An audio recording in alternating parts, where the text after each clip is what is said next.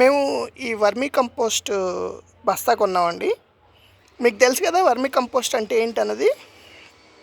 బేసికల్గా మనకి సాయిల్లో earth worms ఉంటాయి, రైట్? సో ఆ ఎర్త్ వామ్స్ అనేవి వాటి వేస్ట్ ఉంటుంది కదా. సో ఆ వేస్ట్ అంతా కూడా మనకి మెన్యూర్ టైప్ అనమాట. అది చాలా మొక్కలకి చాలా బలం. సో ఆ వేస్ట్ మనకి బయట ఇలా ప్యాకెట్స్లో అమ్ముతూ ఉంటారు. ఇందులో ఏంటంటే మీకు మోస్ట్లీ ఎర్త్ వామ్స్ కూడా ఉండొచ్చు. ఓకే, సో మనం ఏంటంటే ప్రతి కుండీలో ఒక గుప్పెడు వేసుకుంటూ ఉండాలి. ఇప్పుడు ఇప్పుడు ఇప్పుడు ఇక్కడ చూసారు కదా, మేము ఒక కుండీ రెడీ చేస్తున్నాము. కుండీలో పైన బ్లాక్గా ఉంది చూసారా, ఆ రెడ్ సాయిల్తో పాటు అదంతా వర్మీ కంపోస్ట్ అనమాట. సో ఈ వర్మీ కంపోస్ట్ అనేది మనం ఫస్ట్ కుండీలో పెట్టుకునేటప్పుడు, మొక్కలు పెట్టుకునేటప్పుడు వేసుకోవచ్చు.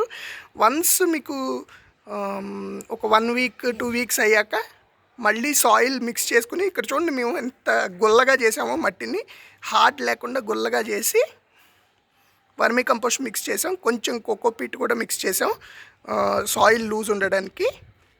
ఓకే, సో మీరు ఏంటంటే ఈ ఈ వర్మీ కంపోస్ట్ని మీరు మీకున్న కుండీలు, ఇప్పుడు మాకు పైన చాలా కుండీలు ఉన్నాయి ఇక్కడ, సో ఈ కుండీల్లో గుప్పుడు వేసుకుంటాం అనమాట. ఇప్పుడు ఇక్కడ చూడండి, ఇది మనకి చూసారు కదా మిర్చి మొక్క. సో గుప్పెడు వేస్తున్నాం చూడండి.